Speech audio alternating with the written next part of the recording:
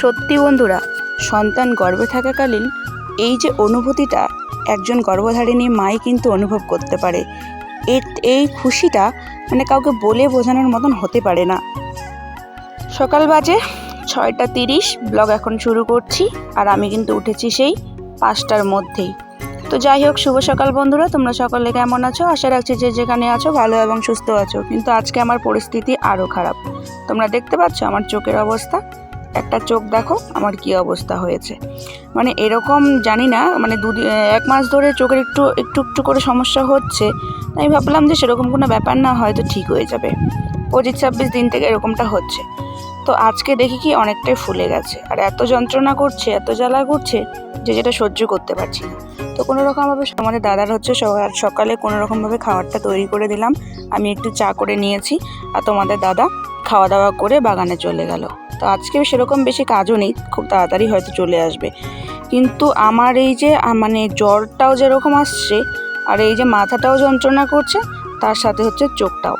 তো একটু চা করে নিয়েছি, মুড়ি দিয়ে এটুকু আগে খেয়ে নিই। খাওয়ার পরে একটু ওষুধ খাবো, কারণ ওষুধটা না খেলে হয়তো আর এখন আর সুস্থ হতে পারবো না। তো ওষুধটা যেহেতু পাওয়ারই, এর জন্য অর্ধেকটা নিয়েছি। একটা কথা বেদনা কষ্টের শরীরে তোমাদের সাথে শেয়ার না করলে হচ্ছে না, পারছি না আর কি। যদিও আমাকে এই ভিডিওটা করার পরে, এই কথাগুলো বলার পরে একটু অশান্তির মধ্যে পড়তে হবে, ঝামেলা শুরু হতে পারে, তবুও না বলে আর পারছি না, জানো তো। তো যাই হোক বন্ধুরা, যার ফ্যামিলিতে কেউ নেই, আমরা যখন প্রেম করি বা প্রথম প্রেমে পড়ি বা আমাদের রিলেশন চলে আর কি, এটা সবারই ক্ষেত্রে হয় আর কি। তখন কিন্তু আবেগের বশে মনে করো ছেলেমেয়েগুলো বলেই ফেলে যে শুধু তুমি পাশে থাকলেই হবে, বা শুধু তোমাকেই চাই, তাই না? ফ্যামিলি মানলো না মানলো, ফ্যামিলি কি করলো না করলো, সেটা কোনো ম্যাটার করে না, এরকম কিন্তু অনেকেই বলে। যদিও আমি কোনোবার এই কথাটা বলিনি, তবুও অনেকের কাছ থেকে শুনেছি বলতে। তবে হচ্ছে কথাটা কি জানো তো বন্ধুরা, আমার মনে হয় ফ্যামিলিটাকে খুবই দরকার। ছেলেটা একটা জীবনসঙ্গীকে যেমন দরকার, তেমন জীবনসঙ্গীর যে পরিবারটা, সেটাকেও আমার মনে হয় খুবই দরকার। কারণ আমি এখন বুঝতে পারছি, এই যে 5টাতেই তোমাদের দাদা 5:30টার মধ্যে খাওয়া দাওয়া করে কিন্তু বাড়ির থেকে বেরিয়ে গেছে বাগানে কাজে। এবার হচ্ছে আস্তে আস্তে ওই দুপুর 1:30-2টা বেজে যাবে। এবার হচ্ছে আমি যে সারাদিন এই যে 5টার পর থেকে মানুষটা যে শুধু হচ্ছে রান্না বান্না, উঠান ঝাড় দেওয়া, বাড়িঘরের কাজ গোছানো, তারপর হচ্ছে মনে করো অনেক কাজ থাকে যেটা সাংসারিক, সেগুলো কাজকর্ম করব কি করে। আর হচ্ছে এই যে বিছানার থেকে যদি আমি খুবই অসুস্থ হয়েও পড়ি হঠাৎ, কে বা এসে একটা খবর দেবে? যদি জলের জন্য জল করে যদি চিল্লাই, তবুও তো মনে করো কেউ টের পাবে না, তাই না? আর 1 গ্লাস যে জল দেবে সেই মানুষটাও কিন্তু নেই।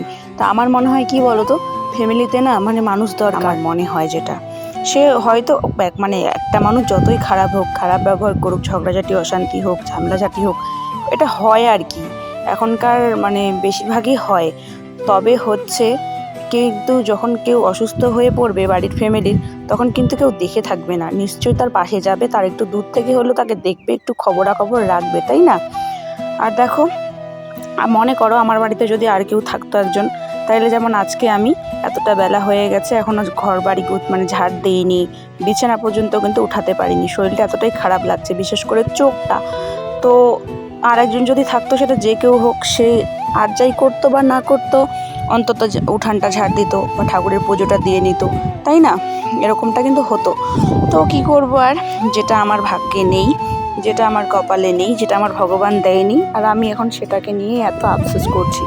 বিশ্বাস করো, আমার জয়েন্ট ফ্যামিলি খুব ভালো লাগে, কিন্তু ভগবান যে এত নিষ্ঠুর হবে সেটা আমি কখনো ভাবতে পারিনি, যে আমাকে একবারে পুরোপুরি সংসারের মধ্যে একা করে দিল, একা ফেলে দিল। তো যাই হোক, ভাগ্য করে একটা বর পেয়েছি, যে সবসময় সব দিক থেকে আমার পাশে থাকে, আমাকে সাপোর্ট করে এবং আমাকে এতটাই আগলে রাখে যে সেটা বলার মতন না। যেমন হচ্ছে রাত্রেবেলাটা আমি কোনোদিন সারাটা রাত ঘুমাই না, ঘরের মধ্যে শুধু পায়চারি করে ঘুরে বেড়াই। কারণ হচ্ছে এমন শরীরের অসুবিধা হয় যেটা প্রকাশ করার মতো না, সেটা একটা প্রেগনেন্সির মায়ে বুঝবে। তো তখন কিন্তু আমার বর সেও বসে থাকে, ঘরে যদি লাইট চালানো থাকে সে ঘুমাবে কি করে? পাশের মানুষটা যদি বিছানার থেকে উঠে গিয়ে ঘরের মধ্যে মেঝেতে পায়চারি করে, সেই বা নিশ্চিন্তে ঘুমায় কি করে, তাই না? তারও খাটনি শরীর। তো যাই হোক বন্ধুরা, অনেক কিছু বললাম, ক্ষমা করে দিও ভুল কিছু বললে। আর শরীর আজকে আমার ভীষণই খারাপ, তো আজকে না আমি আর গ্যাসে ভাতটা বসাইনি, আজকে কিন্তু আমি চুলোয় ভাত বসিয়েছি। তো উনুনেই রান্নাটা করব। আর এদিকে হচ্ছে স্পেশাল কিছু রান্না করার জন্য স্পেশাল কিছু রেডি করে নিয়েছি। লাউ পাতা কুচি করে নিয়েছি, আর হচ্ছে কোয়াশ কেটে নিয়েছি, পেঁয়াজ রসুন আদা, কাঁচা লঙ্কা, কয়েকটা পাকা লঙ্কা আর পটল কেটে নিয়েছি ভাজির জন্য। তো আজকে আমি কি কি বানাতে চলেছি সেটা অবশ্যই তোমাদের সঙ্গে শেয়ার করব। পুরো ভিডিওটা দেখো, তোমাদেরও ভালো লাগবে। তো এখানে রয়েছে কিন্তু চিংড়ি মাছ। তো চিংড়ি মাছটাকে আমি কিন্তু ভাজি করে নিয়েছি, ঠিক আছে। তোমাদের দাদাভাই নদীর থেকে মেরে এনেছিল মাছটা। তো এগুলো একটু জল ছিল, তো ধুয়েছিলাম, তো জলটা ছিলই, এর জন্য ভাবলাম কি ওই হাতাটার মধ্যে একটু ইয়ে করে নেই, তাহলে জলটা ঝরে যাবে। তো এগুলো এখন ভেজে নেব। চিংড়ি মাছটা তো ভাজা হয়ে গেছে, আর এগুলোকে একটু লাল লাল করে ভেজে নেব। তো ভাজার পরে আমি কিন্তু ম্যাক্সিতে কোনো কিছুই বাটা করি না খাওয়ার জন্য।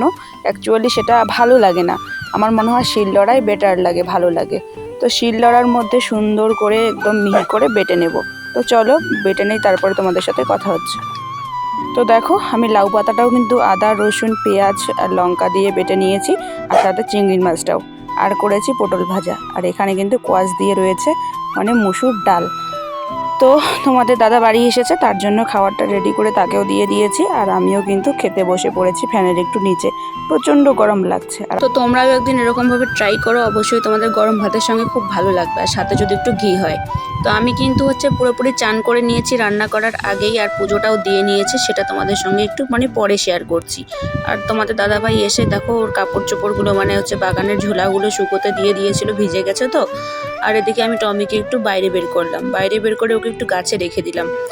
আর এদিকে দেখো রৌদ্রুটা এত প্রচণ্ড রৌদ্রু, কি বলবো। আর আমাদের ঘরে তো একটুও থাকা যাচ্ছে না। তো ভাবলাম যে দেখি তো আমার ছোট্ট বাগানে কিছু কিছু পাওয়া যায় কি না। তো দেখলাম যে কয়েকটা লঙ্কা খাওয়ার মতন হয়ে গেছে, তো সেগুলোকেই ছিঁড়ে ছিঁড়ে নিচ্ছি আর কি। আর পটল কিন্তু কালকে আমি 4টা পটল ছিঁড়ে নিয়ে গেছিলাম, সেটা আমি তোমাদের সঙ্গে একটুও শেয়ার করতে পারিনি, কারণ তখন আমি ফোনটা বাড়িতে ঘরে ছিল, ফোন নিয়ে বাগানে ঢুকিনি। তো আমার এই ছোট্ট বাগানে আমি কিন্তু অনেক রকমের শাকসবজি লাগানোর চেষ্টা করছি, তো সেটা তোমাদের সঙ্গে অবশ্যই শেয়ার করব।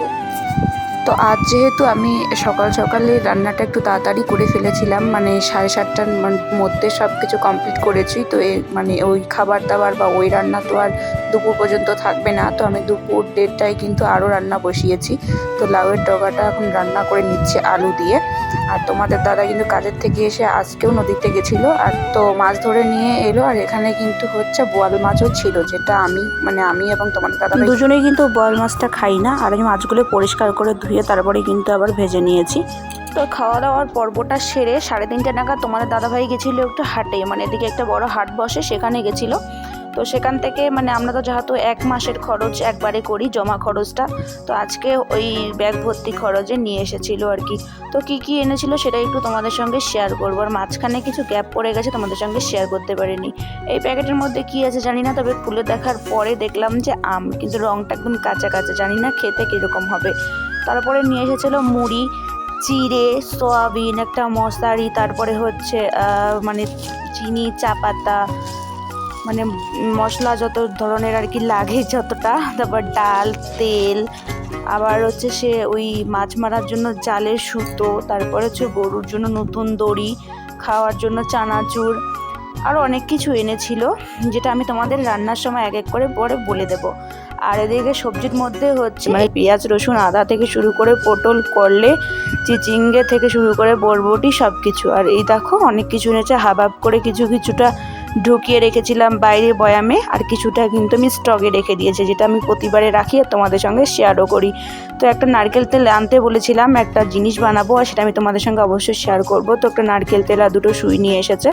আর এদিকে জালের সুতোটা, চিড়েটাও বয়ামের মধ্যে রেখে দিয়েছি। তারপরে একদম এমন ঝোড়ো বৃষ্টি শুরু হয়ে গেছিলো, মাঝখানে আর কোনো ভিডিও করিনি, বিদ্যুৎ চমকাচ্ছে, একবারে চলে এসেছি রাত 8:30টায়। আর তোমাদের দাদাভাই এখন একটু বেরোলো, ওর কোন বন্ধু যেন ফোন করেছিল ওই আর কি, তো এখনই চলে আসবে। আর আমি ততক্ষণে খাবারটা রেডি করি। আর বৃষ্টিটা দেখো ভালোই হয়েছে, এদিক সেদিকে কিন্তু ভিজে গেছে, জল জমে গেছে। আর আমি কিন্তু রাতের রান্নাটা করছিলাম, সেদ্ধ ভাত করেছিলাম আর মাছ ভাজি, তো ভিজেই গেছিলাম এঘর ওঘর করতে, তো চানটাও আরেকবার করে নিলাম। জানি যে নিজের শরীর ভালো না তবুও। তো আমার দুষ্টু মিষ্টি বন্ধুরা, আজকের মতো ভিডিওটা এখানেই শেষ করছি। ভিডিওটা তোমাদের কেমন লাগলো অবশ্যই কিন্তু কমেন্ট করে জানাবে, ভালো লাগলে লাইক কমেন্ট শেয়ার এবং সাবস্ক্রাইব করে পাশে থাকবে। তো আমি কিন্তু একবারে চলে এসেছি কালকে একটা নতুন ধামাকাদার ভিডিও নিয়ে। তো চলো, ততক্ষণে সবাই ভালো থেকো, সুস্থ থেকো আর সাবধানে থেকো। তোমরা আমার পাশে থেকো, আমিও তোমাদের পাশে আছি। লাভ ইউ অল, টাটা এবং গুড নাইট।